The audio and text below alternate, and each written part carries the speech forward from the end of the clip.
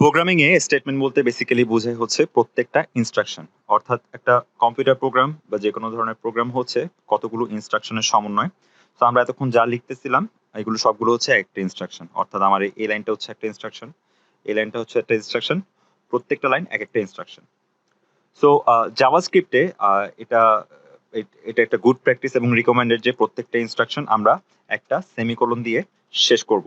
যদিও semicolon use না করলেও আমার কোডটা চলবে। অর্থাৎ আমি যদি রান করি তাহলে দেখো সেম ভাবে কোডটা চলছে, এবং আমি যদি কিছু কেটে দিই তাহলে দেখো সেমিকোলন ইউজ না করলে আমার এটা it's running fine. But semicolon use করলে আমরা যেটা সুবিধা পাবো সেটা হচ্ছে আমরা একটার বেশি স্টেটমেন্ট আমরা একই লাইনে লিখতে পারবো। অর্থাৎ আমি চাইলে সেমিকোলন দিয়ে সেপারেট করে আমি সবগুলোকে আমরা সেম লাইনে নিয়ে আসতে পারবো। সো এটা একই রকম কাজ করবে। কিন্তু আমি যদি সেমিকোলন একই লাইনে লিখে সেমিকোলন ইউজ না করি তাহলে আমি এরর পাবো। অর্থাৎ আমি আমার এক্সপেক্টেড আউটপুট পাবো না, অর্থাৎ এটি কাজ করবে না। কারণ হচ্ছে আমি স্টেটমেন্টগুলো সে আলাদা করতে পারছে না, সে পুরোটাকে একটা স্টেটমেন্ট হিসেবে ধরে নিয়েছে। তো আমি যদি সেমিকোলন দিয়ে স্টেটমেন্টগুলোকে আলাদা করে দিই তাহলে হচ্ছে সে স্টেটমেন্টগুলোকে একে একে আলাদা করতে পারবে। তো বেটার হচ্ছে প্রত্যেকটা স্টেটমেন্টকে নতুন লাইনে লেখা। তো এটা একটা গুড প্র্যাকটিস। আর দ্বিতীয়ত যে জিনিসটা সেটা হচ্ছে যে জাভাস্ক্রিপ্টের মাল্টিপল, আমি যদি স্পেস দিই, অনেকগুলো হোয়াইট স্পেস দিই, তাহলে জাভাস্ক্রিপ্ট এটা ম্যাটার করে না। কারণ হচ্ছে সে একটার বেশি স্পেসকে সে কাউন্ট করবে না। অর্থাৎ নিউ লাইন হলে সে আরেকটা স্টেটমেন্ট হিসেবে ধরবে, বাট আমি এতগুলো যে স্পেস দিলাম সেইটিকে একটি স্পেস হিসেবে কাউন্ট করবে। এক্সট্রা কোনো স্পেস এখানে আমার ম্যাটার করে না। তো আমি দেখি এখানে, সো এখানের মধ্যে হচ্ছে আমার জাস্ট হচ্ছে একটা, আমি যা আমার আগের রেজাল্ট যেটা ছিল সেটাই আমরা পাচ্ছি। ওকে, তো নেক্সট আমরা যেটা নিয়ে আলোচনা করব সেটা হচ্ছে যে সিনটেক্স নিয়ে। তো সিনটেক্সের মধ্যে আমরা, সিনটেক্স বলতে আমরা বোঝাই যে লেখার মানে প্রোগ্রামিং ল্যাঙ্গুয়েজ লেখার গ্রামার যেটা, সেটা হচ্ছে সিনটেক্স। সো আমরা অলরেডি কিছু গ্রামার শিখছি এবং সামনে যখন আরো টপিক শিখবো তখন আরো কিছু সিনটেক্স আমরা দেখবো। তো বেসিক্যালি আমরা এখন যে সিনটেক্স গুলো জানছি তার মধ্যে একটা হচ্ছে, সেটা হচ্ছে আমার যেই স্ট্রিং, সেই স্ট্রিং গুলা হচ্ছে সিঙ্গেল কোটেশনের ভিতর আমার রাখতে, সরি সিঙ্গেল কোটেশন না, কোটেশনের ভিতর আমার রাখতে হবে, সেটা সিঙ্গেল হোক অথবা ডাবল।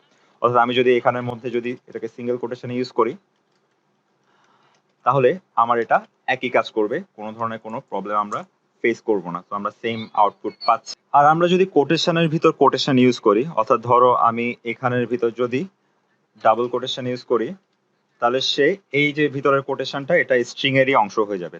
তো এই বাইরের কোটেশন দিয়ে সে বোঝাচ্ছে এটা একটা স্ট্রিং, আর ভিতরের কোটেশনটা স্ট্রিং এর অংশ। তো আমি যদি দেখি তাহলে আমি কোটেশনটা দেখতে পাচ্ছি। বাট আমরা সেম কোটেশনের ভিতর সেম কোটেশন ইউজ করতে পারবো না। আমি যদি এখানে এখানে সিঙ্গেল কোটেশনের ভিতর যদি আমরা সিঙ্গেল কোটেশন ইউজ করি তাহলে আমরা একটা এরর পাবো। কেন?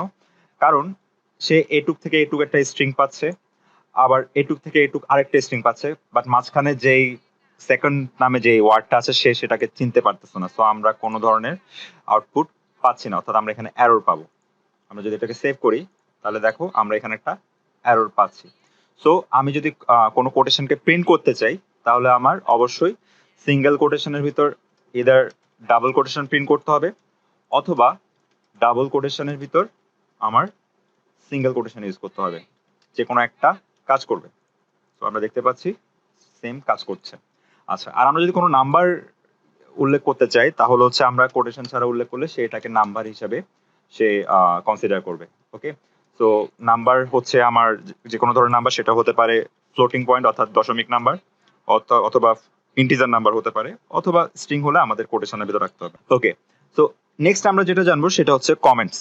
তো কমেন্টস হচ্ছে এমন একটা মেথড যেটার মাধ্যমে আমরা কোনো একটা লাইনকে ইগনোর করতে পারবো। সো আমি ধরো আমি যদি কমেন্টের জন্য নর্মালি দুইটা স্ল্যাশ ইউজ করে, তো ধরো আমি যে লাইনটাকে আমি স্ল্যাশের মধ্যে রাখছি ডাবল স্ল্যাশের মধ্যে, সেই লাইনটা আমার কমেন্ট হিসাবে কাউন্ট হবে, তো সেই লাইনটা প্রিন্ট হবে না। ওকে, তো আমি যদি এই লাইনটাকে যদি কমেন্ট করে দিই তাহলে দেখো এই লাইনটাও আমার কোনো প্রিন্ট হচ্ছে না। তো কমেন্টের কাজ হচ্ছে আমার কোনো লাইনকে ইগনোর করা, অর্থাৎ কোনো কোডকে ইগনোর করা।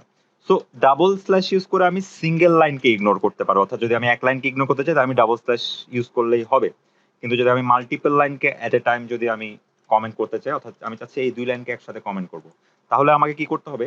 একটা স্ল্যাশ, একটা স্টার, এরপর একটা স্টার। ওকে, সো এটা হচ্ছে কমেন্টের শুরু বোঝায় স্ল্যাশ স্টার দিয়ে। আর এটা দিয়ে কমেন্টের শেষ বোঝায় স্ল্যাশ দিয়ে। তো আমি যদি মাল্টিপল লাইন এট এ টাইম কমেন্ট করতে চাই তাহলে আমার এই দুইটা আমি ইউজ করব। তো এখানের ভিতর যাই থাকবে তা কমেন্টে চলে যাবে, তা ইগনোর হবে, অর্থাৎ তা কোনো কম্পাইল হবে না, আমরা কোনো আউটপুট এখানে দেখতে পাচ্ছি না। Thank you.